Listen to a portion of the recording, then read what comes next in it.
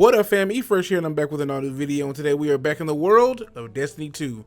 We are just 4 days away from Arc 3.0 in the new season, and I am excited, and I know you're excited as well. So this video, I'm going to show you what I'm taking with me into PvE next season for Arc 3.0. I'm going to start with my primary.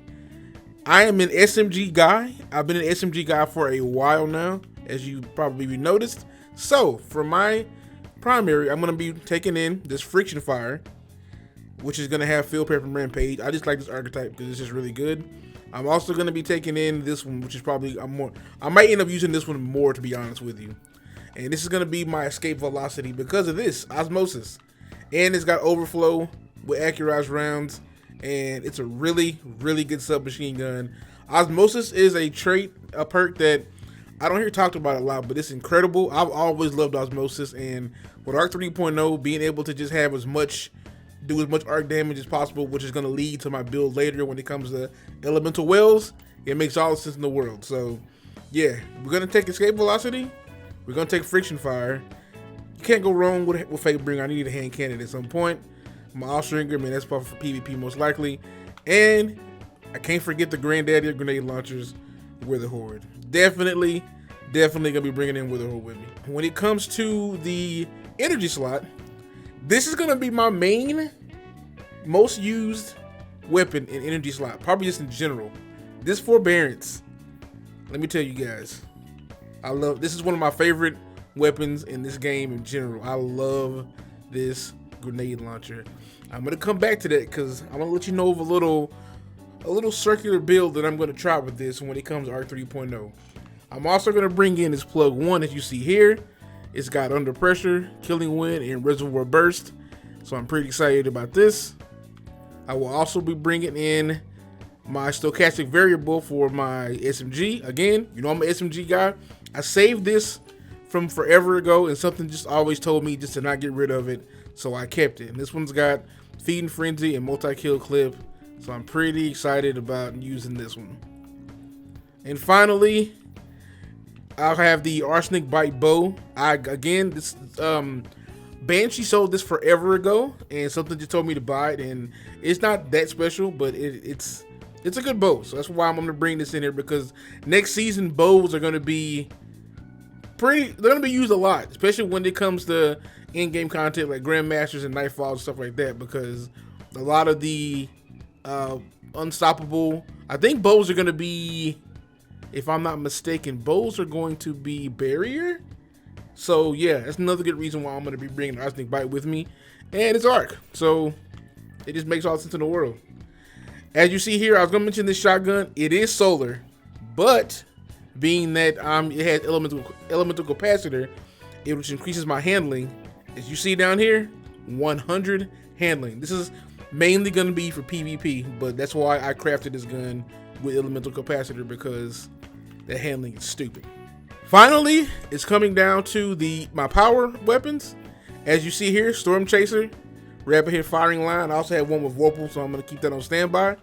I have my Blast Batu with Killing Wind and Chain Reaction. You can't leave without Half Truth, just for me to maneuver around with Eager Edge.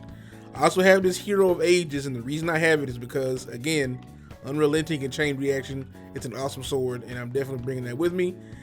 Now, for my exotics, I'm going to bring the Prospector in here. This is a gun that I don't think I've ever shot. I think I shot it once. I think I used it like when I first got it, when D2 had it, like when it first came. I haven't used it since, because this for the longest, this gun sucked, and now I think it's been buffed like quite a few times, and then it recently just got a grenade launcher buff on top of that. So I'm definitely going to be bringing this one in here. And this, as you see with the perks, it fires grenades. You hold and press right trigger. It fires grenades, and you release to detonate all live grenades simultaneously, and the grenades stick to surfaces and set targets on fire. So yeah, it's arc damage, so I'm definitely gonna try this one out just to see. I'm also gonna try Thunderlord, because Bungie actually recommended that I bring Thunderlord in here, and I know it's gonna have the intrinsic perk now to where Thunderlord stops overload champions. so you don't have to worry about putting the mod on. So that's definitely going to remain in my inventory slot for the remainder of the season. So Thunderlord is going to be king shit, and I'm glad it's the machine gun's getting some love again. I might bring Grand Overture. I haven't decided yet, but definitely, you should definitely bring Thunderlord with you if you do not have it. Now, as for the build itself, of course, this is going to look completely different on Tuesday, so you can't really go by this. But basically, I'm gonna be a douchebag Titan in PvE. Probably PvP too, to be honest with you, but PvE more than likely. And this is where I'm gonna come in with the Insurmountable Skull Fort, which kills with arc melee abilities, trigger health regeneration, and restore melee energy. Now, the reason I'm wearing that, this is the circle I was talking about earlier. Again, arc melee kills grant health and melee energy, right? Now, the Titan, one of the new aspects, you know, we're gonna get Juggernaut, Knockout, and Touch of Thunder. I'm gonna be using Juggernaut for one, you know, because sprinting with full class ability energy, the Titan gains a frontal shield that blocks incoming damage. When it's amplified, the shield is even stronger.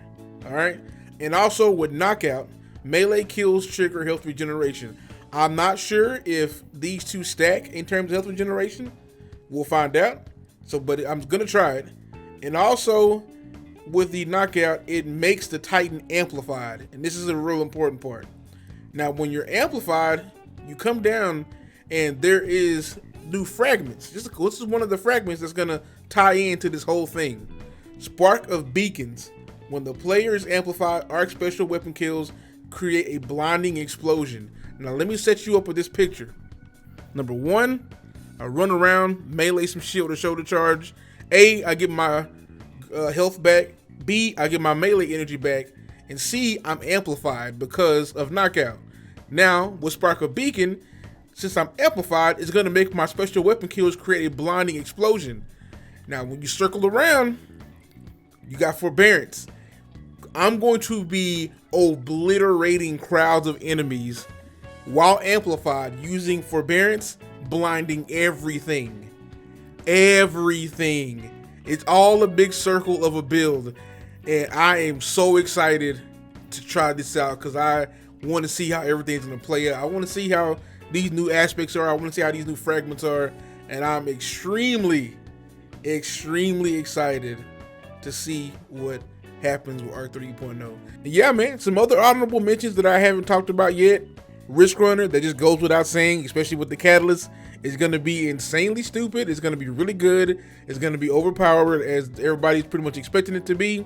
Not only are you getting the chain reaction to just like mowing down ads, you also are going to get a arc resistance buff as well. So this gun's going to be really good. I highly recommend you keep this in your inventory. Same with Trinity Ghoul. Trinity Ghoul is probably one of the best ad clearance weapons in the game. Yet again, you have got to get the Catalyst, as you see here. And with this Catalyst, makes it to where you can just shoot the floor and just chain enemies all over the place, and it's incredible. So I highly recommend that. For your power, I also recommend Legend of Acheris. It is getting a buff because they're adding Trench Barrel to it, and Trench Barrel, along with the Catalyst, giving you more ammo, along with how strong this shotgun is. If you played the Leviathan raid and you have this, I highly recommend, yet again, you put this in your inventory just in case. I think it's going to surprise a lot of people. As for armor, yeah, I'm going to go in with Insurmountable Skull Fort, but don't be twisted. Do not sleep on Precious Scars, man. I've used this in Void 3.0. I've used this in Solar, and I think it's going to be just as good and heavy, because a lot of people only think about the last perk of, you know, reviving teammates and getting the overshields, but they never think about this part. The final blows from weapons with a damage type matching your subclass energy creates a burst of healing around you. So every time I'm killing ads, I'm healing myself at the same time. So people sleep on this helmet a lot, and I personally recommend it. So that is also staying in my inventory.